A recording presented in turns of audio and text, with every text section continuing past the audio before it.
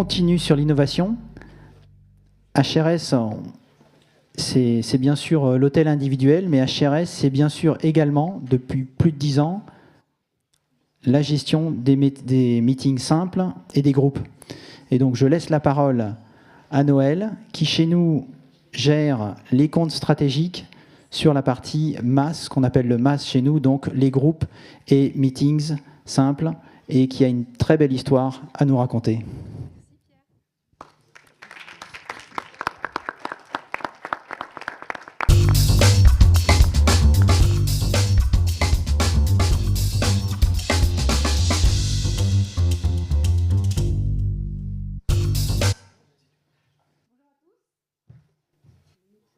J'espère bien.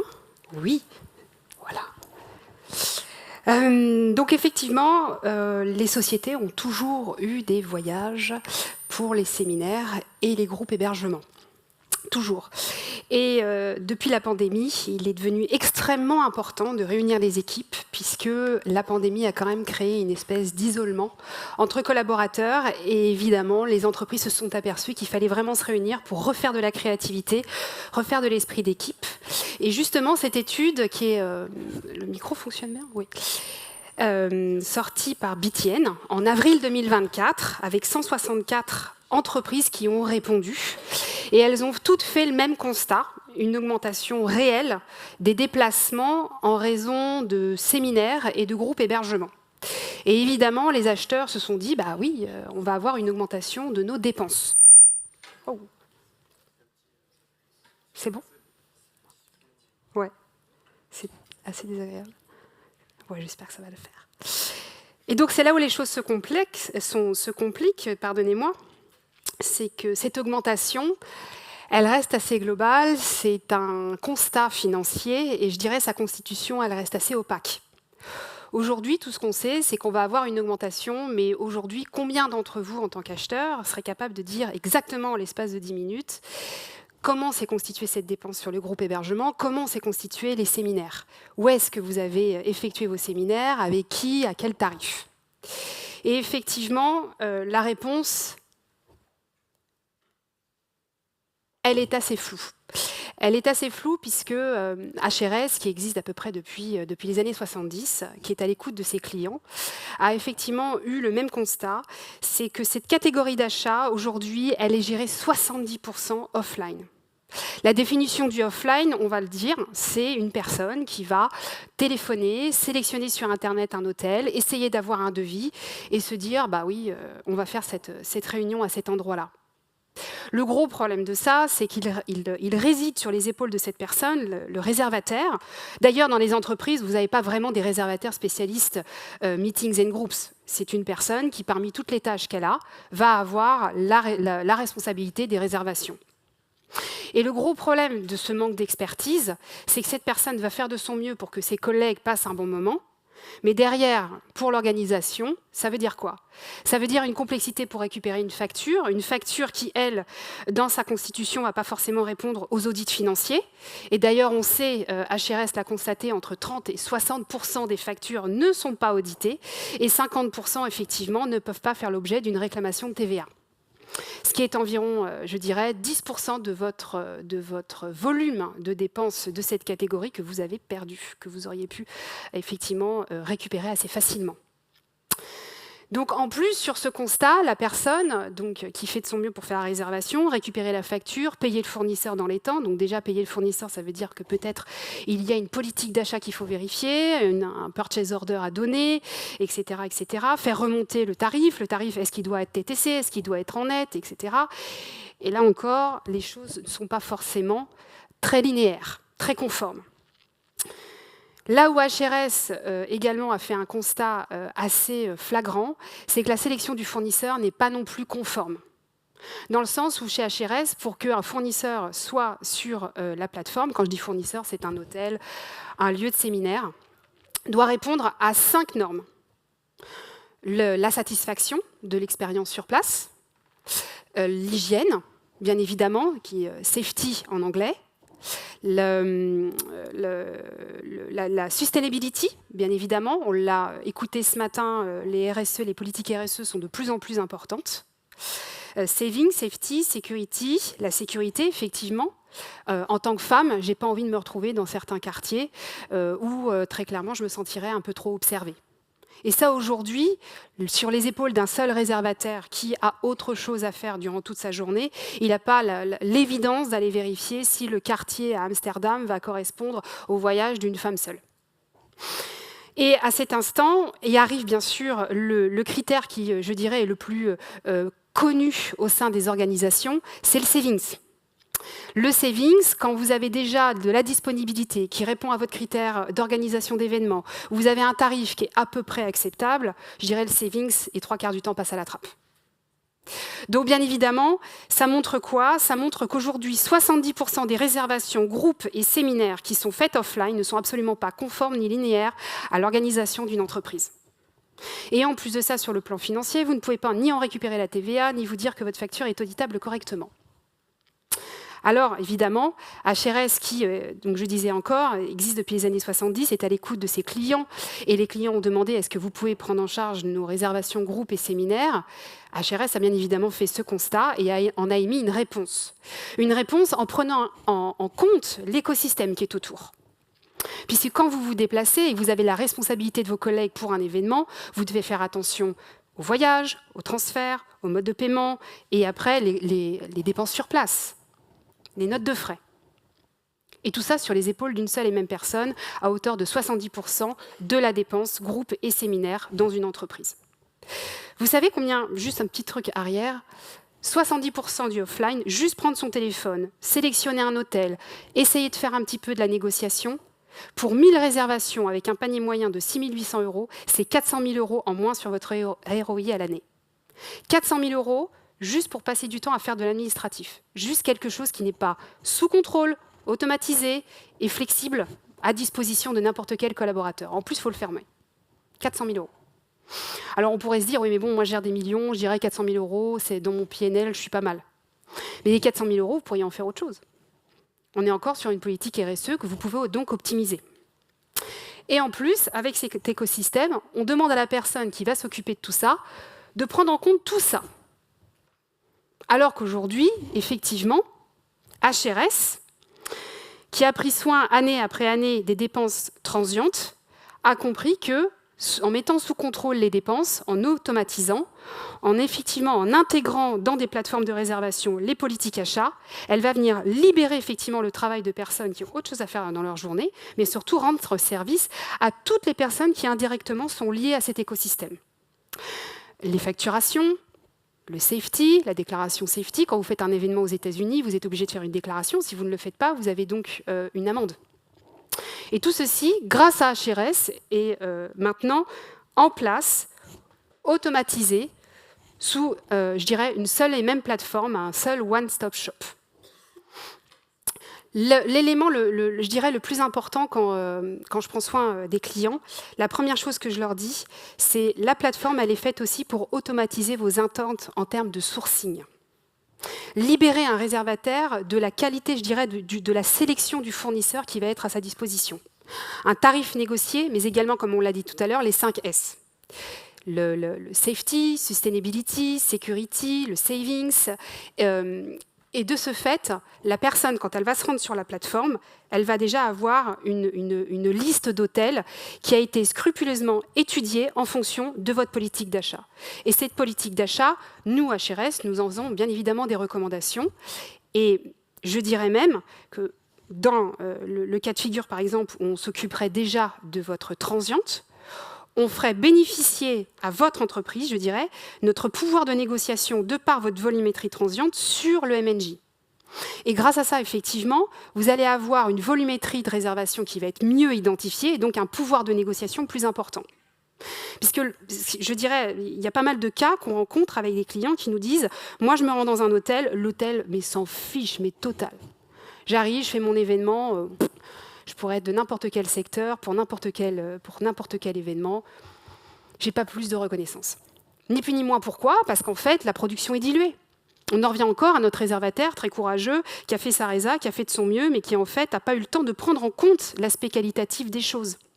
Les 400 000 € qui ont été donc perdus à travers un exercice administratif assez lourd. et qui aurait pu être mis en place effectivement pour une meilleure reconnaissance parce qu'on aurait automatisé en amont cette sélection de fournisseurs. Et en plus de ça, grâce, je dirais, au pouvoir de négociation et à la technologie et aux différents programmes tarifaires que HRS a en place, vous allez offrir à vos collaborateurs une expérience booking beaucoup plus conforme, beaucoup plus facile, puisque tout a été fait pour penser meetings and groups. Donc ça veut dire quoi exactement ? Ça veut dire que vous allez avoir par moment, quand vous aurez des tarifs négociés, les tarifs négociés à votre disposition, votre politique Terms and Conditions en place. Il faut savoir que lorsque nous prenons soin de cette activité pour nos clients, 97% des réservations sont acceptées par les hôtels pour les Terms and Conditions. Il n'y a pas de renégociation derrière. 94% du temps, les hôtels acceptent le mode de paiement que nous avons mis en place sur la plateforme. Vous imaginez le temps que ça fait gagner. Et en même temps, au niveau de l'audit financier et la mise sous contrôle de la fraude, évidemment, c'est un bénéfice non négligeable. À cela, effectivement, on l'a dit ce matin, le RSE est extrêmement important et il est ô combien facile pour l'utilisateur de retrouver dans la plateforme des hôtels qui ont des tarifs négociés, mais également des hôtels qui ont été audités au niveau du Green Stay. Au niveau, effectivement, le Green Stay, comment ça fonctionne très concrètement? Donc déjà, il est certifié, il a une certification ISO. Mais c'est qu'en fait, HRS a fait l'effort de demander auprès des fournisseurs, et les hôtels ont joué le jeu, de donner toutes leurs factures pour effectivement en émettre une note et l'optimisation de l'énergie qu'il y a derrière. Donc, vous optimisez aussi ce pan-là. C'est-à-dire qu'aujourd'hui, du offline ou online, vous avez une meilleure maîtrise des coûts directs, mais aussi de l'indirect, de ce qui n'est pas forcément visible au premier abord. L'optimisation de l'audit, on l'a dit encore une fois, la facture, le mode de paiement, la mise sous contrôle antifraude, la réclamation de la TVA. Et ça, grâce à quoi? Grâce à l'automatisation. Grâce à l'IA aussi, effectivement, qu'HRS a en place. Dans ce one-stop shop, on a parlé procurement, on a parlé réservation, et maintenant finance. Finance et paiement. La récupération de la TVA, elle est 100% chez HRS sur 98% des factures qui nous parviennent. Parce qu'effectivement, quand on a fait tout le travail en amont, et quand on s'est intéressé aussi à nos partenaires hôteliers, je dirais la chaîne, elle s'exécute de façon domino. Les factures que nous collectons, donc à hauteur de 98%, on est capable de récupérer la TVA. On le dit encore, sur la volumétrie de dépenses que vous avez sur cette catégorie, c'est 10%. Et en plus de ça, à travers les années, chose que j'ai oublié de dire auparavant, on s'est aperçu que très souvent, entre 26 et 43% de la dépense business travel est relative à un groupe hébergement. Donc en fait, à travers une dépense qu'on pense être transiente, on a en fait une dépense qui n'est pas tellement bien optimisée, mais qui aujourd'hui, grâce à cette plateforme, le devient. Le devient parce qu'elle est adaptée à sa consommation. Des terms and conditions qui sont adaptés au groupe et au séminaire, des tarifs qui sont également en ligne avec la réalité du marché, et donc derrière tout ce que je vous ai dit au niveau indirect, tout ce qui est facturation, compliance, safety. Maintenant, effectivement, sur cette automatisation, il y a l'expérience utilisateur, et qui aujourd'hui, oups, ça va trop vite pour moi, voilà, on n'appuie pas trop sur les boutons. L'expérience utilisateur est clé dans son utilisation. Parce qu'on peut doter une entreprise effectivement de cette plateforme, mais ce qui est extrêmement important, c'est l'éducation qu'on fait avec les réservataires, les personnes qui sont en charge des événements. Et à cet effet, HRS a depuis mis en place effectivement une solution, une plateforme. Et là, depuis peu, nous avons lancé une nouvelle plateforme qui s'appelle HRS Connect, et qui évidemment a eu comme seul objectif l'optimisation de l'expérience utilisateur. Donc c'est-à-dire que toute cette technologie, toute cette expertise est à disposition et utile pour des personnes dont les métiers sont finance, procurement, trésorerie, taxes, mais également l'expérience utilisateur est aujourd'hui optimisée et qui permet effectivement une adoption plus importante. Parce que le changement en interne, c'est compliqué, on le sait. Une personne qui toute sa vie a réservé offline, a pris son téléphone, avait ses petites habitudes, était reçue « Oh, c'est chouette, Marriott m'aime bien, c'est génial ». Bon, bah, c'est bien. Mais le problème, c'est que derrière, c'est un temps énorme qui n'est pas vraiment sous contrôle. Et donc, pour accompagner cette personne dans le changement, l'expérience utilisateur avec HRS Connect a véritablement été optimisée. Donc maintenant, je vais vous mettre à l'écran une vidéo qui est HRS Connect et qui présentement, c'est la page d'entrée que vous avez donc sur la plateforme quand un utilisateur ouvre le système. Et ça va extrêmement vite. Donc vous voyez, c'est assez intuitif. Vous avez la possibilité de localiser tous vos hôtels, d'effectivement avoir... Je ne vois pas trop comment je pourrais l'arrêter, en fait. Non, je ne l'arrêterai pas, je crois. Je l'ai arrêté, je ne sais pas comment j'ai fait. Donc en fait, vous voyez par exemple, vous avez donc un hôtel à Francfort, vous avez une image, si vous cliquez sur, parce que c'est très intuitif en fait, vous cliquez sur le nom de l'établissement, vous allez rentrer dans sa fiche profil et vous allez avoir toutes les informations qu'un bon meeting planner attend à sa disposition. Les tailles des salles, également son équipement, est-ce qu'il est proche ou loin grâce à la carte de votre lieu de rendez-vous ou de l'aéroport en fonction du temps que vous avez à accorder. Et effectivement, chose, je dirais, sans précédent, c'est que nous avons réussi chez HRS à émettre des tarifs instantanés. Ô combien opaque ce marché, je suis une ancienne hôtelière, je le sais bien, j'ai fait du yield. Ô combien j'ai fait une sélection des offres qui entraient dans l'hôtel et je prenais la plus profitable pour faire mon budget. Je l'ai fait pendant des années. Sauf qu'aujourd'hui, ça ne marche plus comme ça. Parce que avec autant de précédents et aux crises qu'il peut y avoir, ô combien il est important, je dirais, de fidéliser un partenaire. Et pour fidéliser un partenaire, il faut suivre absolument les courants du marché. Et pour suivre le courant du marché, effectivement, HRS a réussi, je dirais, quelque chose qu'on ne peut pas trouver ailleurs véritablement dans toute sa complexité et toute, je dirais, son entièreté de bout en bout. Ce sont les tarifs instantanés qui sont à disposition dans la plateforme. Et grâce à ça, combien vous faites gagner du temps ? Une réservation juste pour négocier le tarif, c'est 86 minutes. En soi, imaginez le temps que vous perdez à ne pas utiliser une plateforme en ligne et à le négocier vous-même au téléphone en vous disant « je suis un bon négociateur, je vais y arriver ». Non, non, clairement non. En soi, je vais voir si j'arrive à la relancer. Ah ben j'ai tout relancé. Bon, écoutez, je suis désolée. Aussi, effectivement, les détails très précis au niveau du Green Stay. Encore une fois, certifié ISO, une véritable approche qui est quantifiable, qui a une véritable valeur en termes de RSE. Un détail exhaustif au niveau donc, du devis. Vous savez exactement au nombre de participants ce que vous allez consommer. Ce que je vous disais, donc la description effectivement des lieux qui sont donc documentés et avec des photos récentes. Nous enrichissons donc le système avec le partenariat des hôtels, c'est-à-dire qu'il y a des campagnes qui sont faites très régulièrement pour que le contenu soit rafraîchi. Imaginez donc la confiance d'un réservataire quand il a effectivement à monter son devis et qu'il a d'ores et déjà l'image de ce que ses collaborateurs et ses collègues vont consommer. Toute la différence. Et en soi, HRS n'a pas véritablement de concurrent avec tous les services qu'il propose. Puisque vous allez avoir des concurrents qui vont avoir une offre de meetings, ils vont avoir aussi un petit peu de paiement, mais ils ne vont pas avoir forcément toujours le sourcing et inversement. HRS aujourd'hui n'a pas de concurrent. Dans sa totalité en termes de solutions, elle est la seule solution à pouvoir répondre de bout en bout aux besoins d'une entreprise avec une expérience utilisateur optimisée.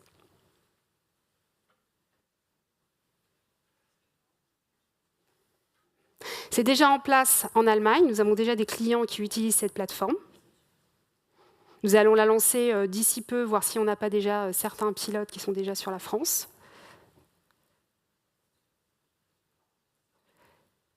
Un comparatif de devis, vous avez pu le voir juste précédemment.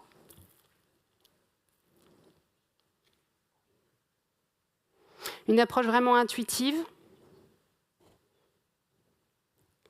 Et je pense que là, ça sera bon. Je pense qu'on est arrivé près de la fin. Oui. Là, je viens de vous décrire effectivement la solution HRS comme moi j'aime la montrer, la décrire, évidemment.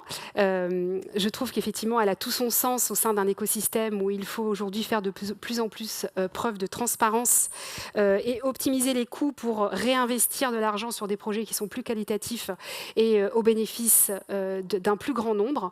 Et c'est pour ça que maintenant, j'ai la chance d'avoir 3 interlocuteurs avec qui je travaille au quotidien du groupe Sanofi qui va venir partager son expérience avec moi. Et je vous en prie, venez.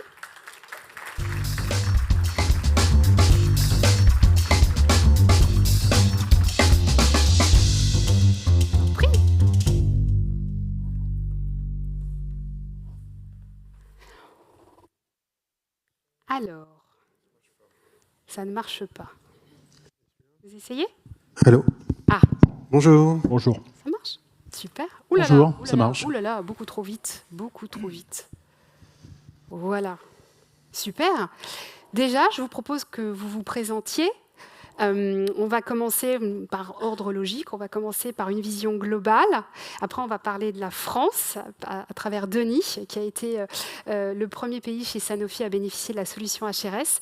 Et après, on aura le témoignage exceptionnel de Guillaume, qui a pris soin donc, des réservations et des séjours des volontaires bénévoles pour Paris 2024. Selim, est-ce que vous voulez vous présenter ? Oui, donc bonjour à tous. Donc je suis Selim Wafki, je travaille donc dans les achats de Sanofi au niveau global et je suis en charge de 2 catégories d'achats. La première, je vais commencer par la plus petite, c'est la catégorie de Medical Communications. Donc j'achète du contenu pour la fonction médicale de Sanofi avec des agences de communication. Et la seconde catégorie, beaucoup plus large et complexe, c'est la catégorie Events chez Sanofi, qu'on appelle MICE Events, qui est complètement séparée chez Sanofi des catégories dites Travel. Donc, je suis basé à Lyon, j'ai une vingtaine d'années d'expérience dans les achats. J'ai fait principalement des achats indirects, jamais d'achat direct. Je ne vais pas toucher à ça pour le moment. Et je suis ravi d'être avec vous aujourd'hui. Merci de l'invitation, Noël. Merci à tous d'HRS. Merci beaucoup. Donc je poursuis la présentation. Je suis Denis Suanez. Donc, effectivement, comme tu l'as dit, Noël, nous sommes responsables. Enfin, j'ai la responsabilité des achats France en ce qui concerne le domaine marketing et vente. Donc, une équipe qui fait l'achat de tout ce qui va être important pour nos thérapeutiques. Ça commence par la communication, par le marketing, bien évidemment, les call centers, les ventes. Et puis, bien évidemment, on est venu en parler là aujourd'hui, des événements, et notamment d'HRS avec la réservation des lieux. Donc, moi, je travaille chez Sanofi depuis quelques années, aussi comme toi, Selim. Je ne le compte plus.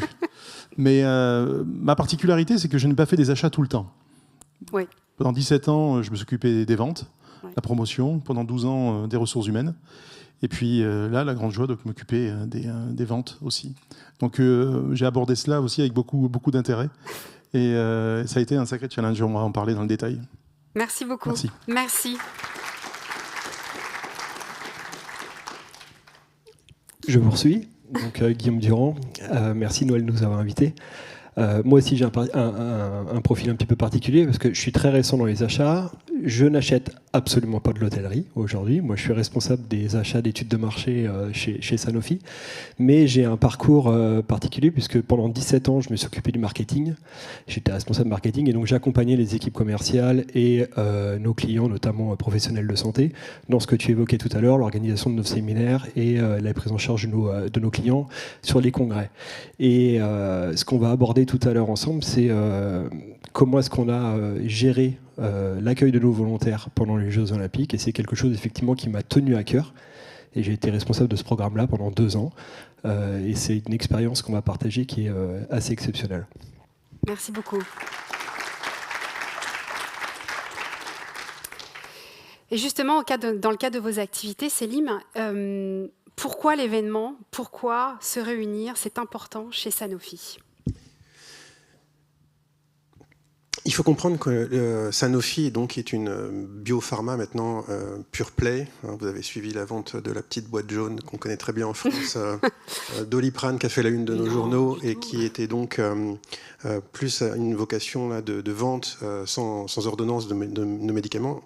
Aujourd'hui, on se transforme vraiment en une industrie de santé dédiée à l'innovation et le développement de nouvelles molécules, principalement en immunologie, qui finalement amène de la science nouvelle sur les marchés.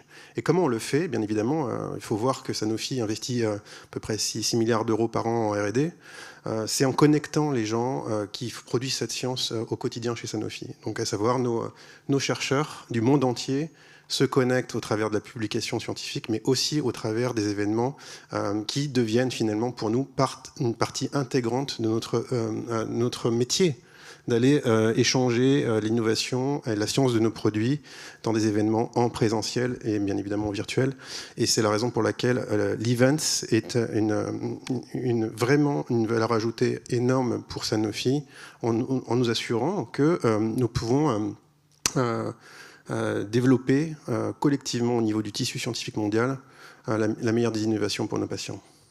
Donc une grosse visibilité, un enjeu stratégique au cœur même de vos activités, au cœur même, je dirais, de ce que vous émettez à travers le monde, votre activité pure, les médicaments, qui est aussi un secteur sensible. Ça devient critique en fait, et ce qui n'était pas critique, c'était la gestion des achats de ces événements jusqu'à présent. Donc faire des événements était naturellement une phase normale de notre métier. La façon dont on l'a géré d'un point de vue opération était bien évidemment moins stratégique pour le moment. Et depuis, je pense que le Covid a été un peu un facteur déclenchant de nous amener dans une professionnalisation dans la façon dont on a acheté les achats, events, et on a essayé d'apporter beaucoup plus de valeur à nos stakeholders chez Sanofi. Depuis, je dirais, 4-5 ans environ, il y a eu vraiment un changement stratégique de cette catégorie. Donc la pandémie a joué un rôle hyper important, effectivement, comme dans beaucoup de secteurs, de prise de conscience, de mieux acheter et aussi de mieux collaborer. Et justement, avant HRS, c'était quoi les challenges que vous aviez? Quels étaient les problèmes que vous rencontriez pour vouloir avoir une nouvelle solution et une nouvelle approche du sujet? C'est intéressant parce que quand j'ai eu en responsabilité cette catégorie, la première des questions que j'ai posées, c'est combien on achète d'events, où est-ce qu'on va, chez qui, et combien on dépense. Et j'ai eu à peu près 0 réponse à chacune de mes questions. Et j'ai dit, je prends quand même le challenge de cette catégorie, ok, je veux bien. Et comme c'était en plein Covid, j'ai vu tout de suite les dépenses baisser et j'ai dit à mon boss, tu vois l'impact que j'ai. Super résultat. Et c'était très très bien. Donc non, effectivement, en fait, on avait un vrai problème d'accès à de la donnée fiable sur cette catégorie-là. On n'étions pas équipés d'un point de vue système, vraiment, pour répondre à ces questions qui n'étaient pas une priorité jusqu'à présent. On faisait des events parce qu'on avait des budgets, parce que c'était important pour nos métiers et parce qu'il fallait envoyer nos équipes en présentiel aux 4 coins du monde. Il faut savoir que le budget events chez Sanofi est colossal. C'est vraiment un investissement majeur que l'on met sur la table tous les ans pour déplacer ces équipes et aller à la rencontre des scientifiques du monde entier. D'accord. Et dans cette organisation, parce que si c'est si stratégique et si important, quels étaient les problèmes en interne que vous avez rencontrés? La problématique majeure n'a pas été de réaliser des events. On le fait depuis des années. La problématique majeure, ça a été de se mettre en mode gestion des events. D'accord. Donc, quand on a réalisé que les events représentaient tant de potentiel d'optimisation et qu'une des priorités de Sanofi était effectivement aussi de travailler avec des nouvelles façons beaucoup plus digitales, beaucoup plus performantes et beaucoup plus économiques. Il y a une réalité économique derrière cette optimisation qu'on veut aller chercher. On a effectivement mis, nous, sur la table acheteurs, des différentes opportunités d'optimisation qui ont été très factuelles et présentées au comité exécutif de Sanofi en disant nous pouvons mieux gérer cette quantité d'investissement qu'on fait tous les ans. Un des leviers a été effectivement la logique achat, de prendre les différents postes de dépenses. Et sur l'hôtellerie, on s'est rendu compte que dans la partie MICE, il y avait une sous-gestion parce qu'on n'avait pas priorisé du tout l'investissement achat dans cette partie-là. Et de là est venue notre hypothèse de travail, qui était réellement une hypothèse de travail initiale. Hein. Peut-on rendre le sujet hôtel, lodging services dans la partie MICE beaucoup plus transparente chez Sanofi? Est-il possible qu'enfin je trouve un partenaire qui m'aide à répondre aux questions qui étaient pour le moment pas soldées? Et nous avons rencontré vos équipes HRS il y a quelques années. Et l'histoire a démarré autour d'un simplement une première meeting très commerciale, hein, où vos slides disaient nous pouvons vous aider à gagner de la transparence.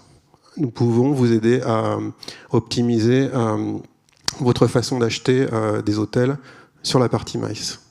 Nous pouvons vous aider à accélérer votre journée. Et donc, par rapport à cette possibilité que l'on vous a proposée, qu'est-ce que HRS a mis en place au sein de Sanofi? Aujourd'hui, la solution chez Sanofi, je pense que quoi? Vous êtes venu avec une force, deux compétences fondamentales. Une expertise du marché. 2, de la technologie. Après, c'est une équipe humaine qui a su nous répondre. Donc, vous êtes mieux expert que Sanofi pour acheter des nuitées d'hôtel, et vous l'avez fait depuis une 40aine d'années. Votre direction investit digitalement dans l'outil pour nous aider finalement à accéder à un processus intégré qui nous apportait ultimement beaucoup plus de transparence des opérations. Donc, vous avez répondu à nos attentes qui étaient de dire, peut-on accélérer le processus d'achat des nuitées hôtelières dans la partie MICE, tout en étant finalement complètement transparent dans les opérations, via les reporting, via les data et les insights que vous savez générer. Donc la difficulté a été ensuite de l'intégrer à l'écosystème Sanofi. Tout à fait. Parce que de façon isolée, HRS sait faire le job. Maintenant, comment rendre ces solutions activables dans l'écosystème Sanofi qui était extrêmement compliqué, qui touchait extrêmement, de nombreuses fonctions qui n'étaient pas encore prêtes à recevoir les solutions à HRS. Et c'est là où finalement on a travaillé main dans la main entre les équipes globales et locales, procurement, et aussi tous les partenaires de Sanofi internes qui ont accepté de finalement franchir le premier pas. Et on voit un peu les principales étapes d'implémentation du programme chez Sanofi qui sont décrites dans ce slide. Ça a démarré en 2022. Et il faut bien démarrer. On a démarré en France. Moi, je suis basé en France. Denis est basé en France. On s'est dit, on y va, on implémente. On a travaillé avec les équipes HRS et finalement, on s'est mis autour de la table pour que les deux organisations se parlent et investissent du temps pour que la connexion technologique associée à ce challenge soit réalisée. Ça n'a pas été une mince affaire, mais on l'a fait. Step by step. C'est pour ça que je pense que c'est aussi une aventure humaine qu'on a bâtie ensemble depuis quelques années. C'est aussi pour ça que je suis là aujourd'hui.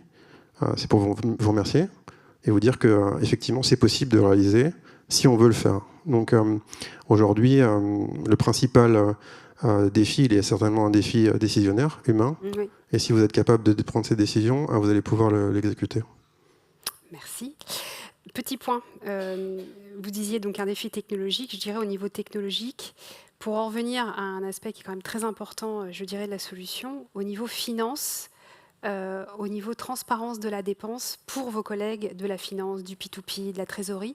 Qu'est-ce que, si vous aviez à exprimer votre opinion devant notre auditoire, quels seraient les points aujourd'hui de bénéfice qu'aujourd'hui vous avez grâce à la solution sur ces domaines-là, sur cette dimension? Aujourd'hui, on passe d'un monde complètement immature, sans réellement de données, à un monde où on a apporté la lumière dans des zones complètement opaques. Donc on est capable aujourd'hui de documenter, dans les pays où nous avons implémenté la solution HRS, le coût moyen par nuitée, par participant, par chaîne d'hôtel et par organisation métier. Donc on arrive à finalement s'asseoir autour de la table des dirigeants en disant voilà, tes équipes se déplacent de telle ou telle façon, et sache que dans la partie meeting, on passe d'un monde qui était finalement pas du tout contrôlé à un monde transparent. On n'est pas là pour juger ou dire si ça va ou ça va pas, mais à minima, maintenant on est capable de présenter des données pour expliquer le comportement de nos milliers d'utilisateurs. Et des milliers et des millions, si ce n'est pas des centaines de millions d'euros d'investissement que l'on fait en events.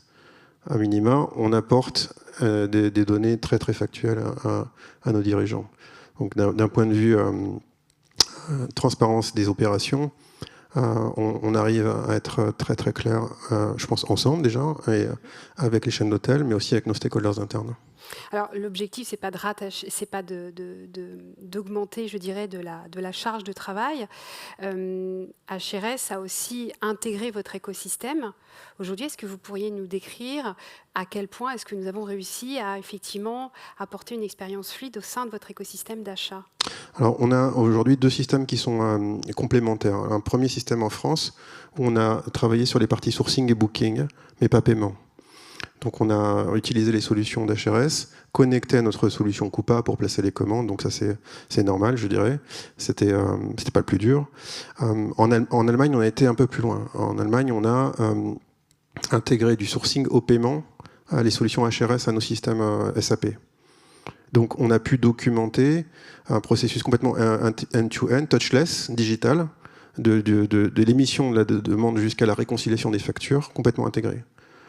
Et on a maintenant en routine tous les metrics et les KPIs qui sont connectés à l'outil HRS de reporting d'HRS pour documenter les opérations. Hein. Donc ça, c'est aujourd'hui, je dirais, un modèle très absolu.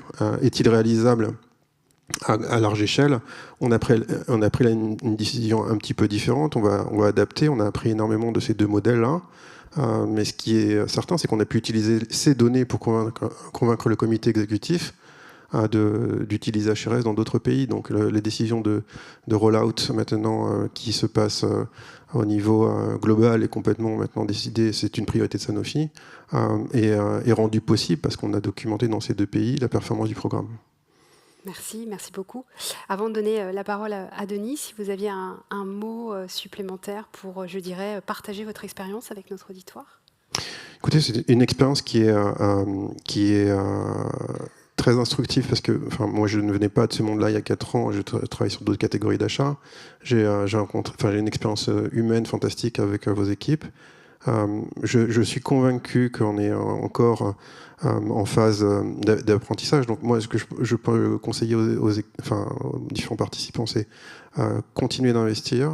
Je pense qu'il y a un capital humain qui est très très important dans la collaboration si vous voulez que ce soit un succès, parce que c'est pas du on-the-shelf programme. Hein. Je pense qu'il faut vraiment passer du temps à se comprendre entre les 2 parties pour être sûr que l'intégration digitale se passe bien et que les processus métiers de 2 fonctions puissent fonctionner.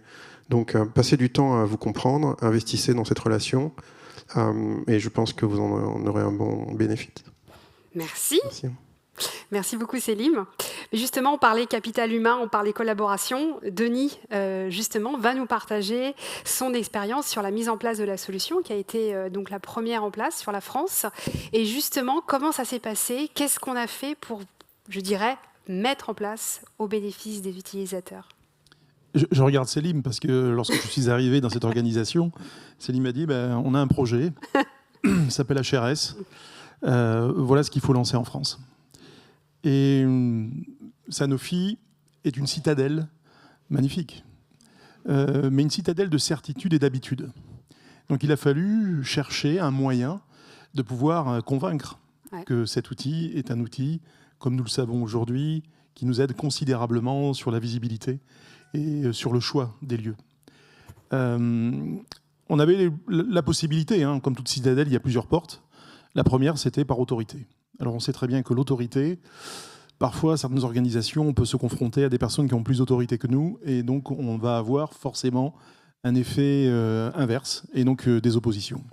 Donc on a décidé de contourner un peu le sujet, et de se rapprocher de la pédagogie, d'expliquer, des ateliers, du change management. Et quand on utilise cette porte, il y en a plusieurs portes en fait qui ne cessent de s'ouvrir en permanence. Et même encore aujourd'hui, il y a un effort important de suivi. Effectivement, le capital humain, la qualité des équipes, Noël, Hélène et aujourd'hui Audrey, nous amène à trouver des solutions ensemble.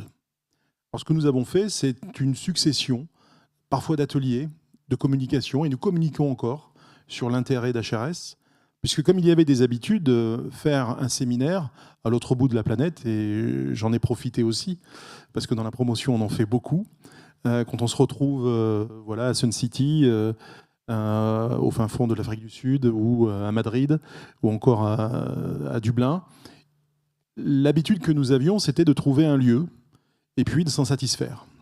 Et là, l'approche d'HRS, c'est de dire non, tu as un lieu, mais ce serait intéressant de voir s'il y en a d'autres et de mettre en concurrence, par exemple.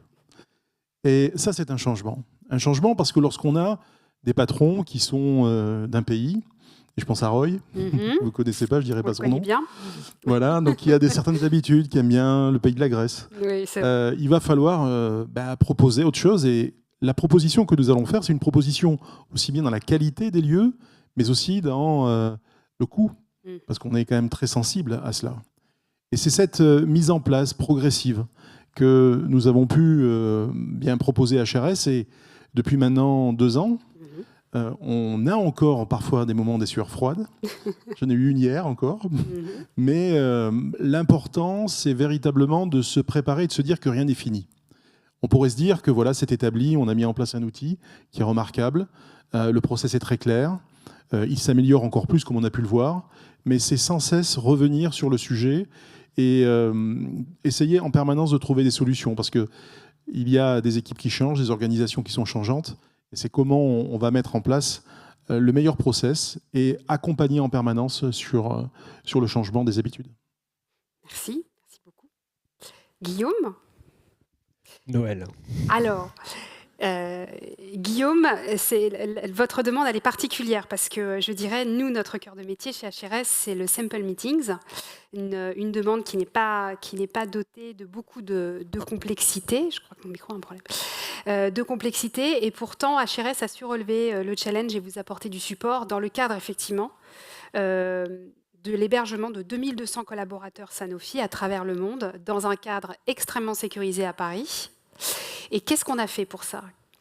Alors, merci Noël de revenir sur l'objectif. C'est vrai qu'en mars 2022, Sanofi, ça faisait déjà 1 an qu'avait avait signé son partenariat pour être partenaire premium pour les JO de Paris 2024. Et en mars 2022, on a tous reçu chez Sanofi, donc les 90 000 employés à l'époque, un mail nous invitant à postuler, à être volontaire pour les JO de Paris, avec un objectif, on recueillerait 2024 candidatures. Ces 2024 volontaires donc, seraient mis à disposition de Paris 2024 pour être missionnés dans Paris autour des différents lieux de compétition. Ce qui s'est passé, c'est que c'est bien de recevoir le mail, mais fin 2022, en fait, l'équipe a contacté les achats et a dit voilà, maintenant il faut loger ces 1800 collaborateurs qui ne seront pas franciliens, qu'on devra héberger, donc de 54 nationalités différentes, avec un cahier des charges qui était pratiquement inconnu, puisque à cette époque-là, on ne savait pas où ils allaient être missionnés. Donc l'objectif qu'on a lancé avec Noël et son équipe, c'était de pouvoir trouver 1800 hébergements donc, sur 2 périodes, donc 900 hébergements sur la période olympique et 900 hébergements sur la période paralympique, sur une période de 13 nuits, 14 jours en pleine période. Et le second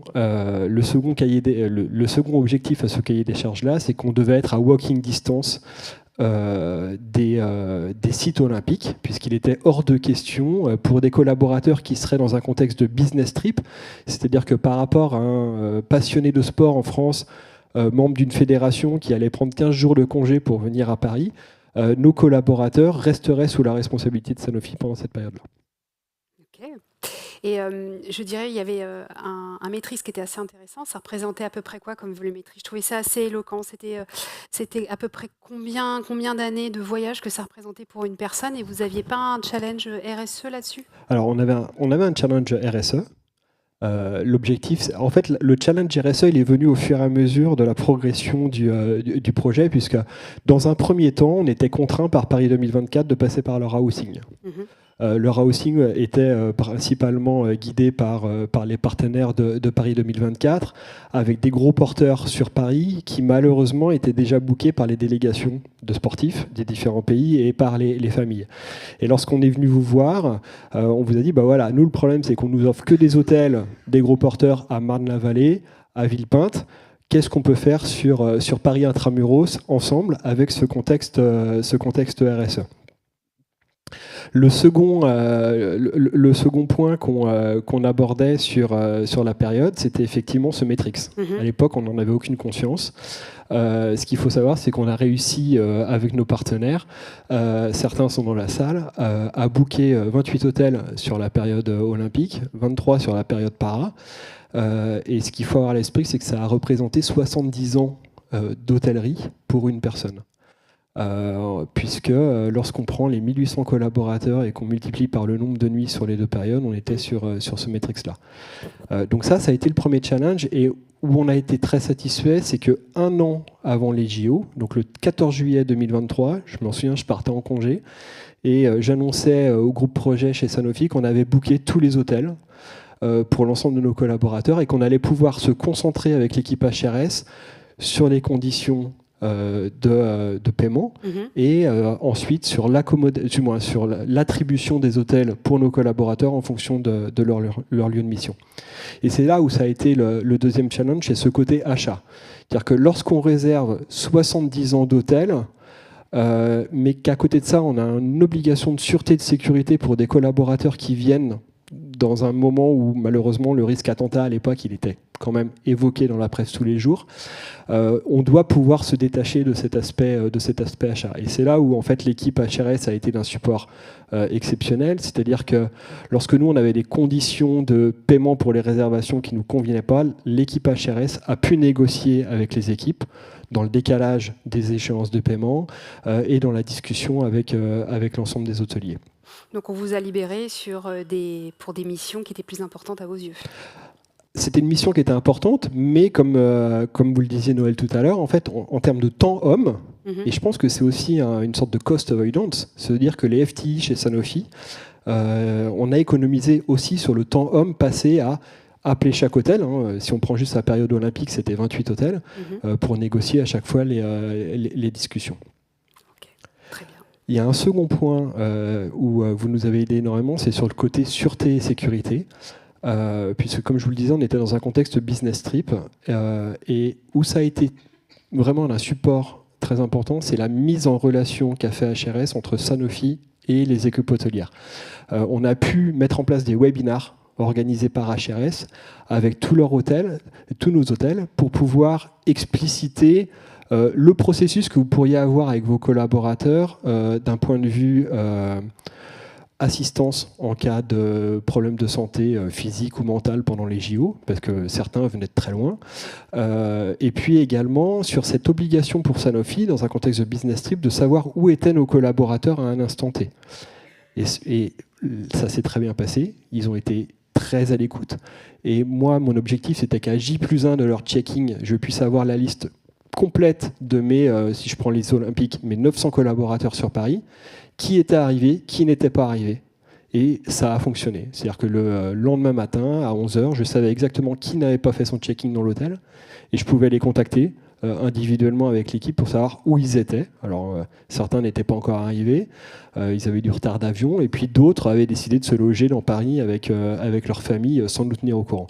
Mais ce point-là, sûreté et sécurité dans un contexte de gestion de notre personnel, gestion de nos employés, qui est hyper important et sur lequel vous nous avez apporté énormément d'aide. Merci beaucoup. Merci Noël. Et je rajouterai la couche économique de ce projet, ça m'intéresse un petit peu. Et effectivement, il y a eu aussi énormément de mise en compétition et on a trouvé de bonnes solutions. Donc c'était aussi très bien pour le groupe projet. Merci beaucoup. Et un enseignement aussi qu'on n'avait pas forcément, mais c'est vrai qu'on organise souvent des séminaires qui sont sur courte durée. Et c'est vrai que lorsqu'on héberge des collaborateurs pendant 14 jours, 13 nuits, c'est un point qu'on doit avoir à l'esprit aussi dans l'accueil de nos collaborateurs dans l'hôtel, le travail qui est mis en place par l'hôtelier. Et ce qu'il faut avoir à l'esprit, c'est que le niveau de satisfaction il est très élevé, puisqu'on est au-delà de 4,5 sur 5 en post-événement chez nos 2000 collaborateurs. Donc merci à vous et merci à nos hôteliers qui nous ont accueillis. Merci beaucoup.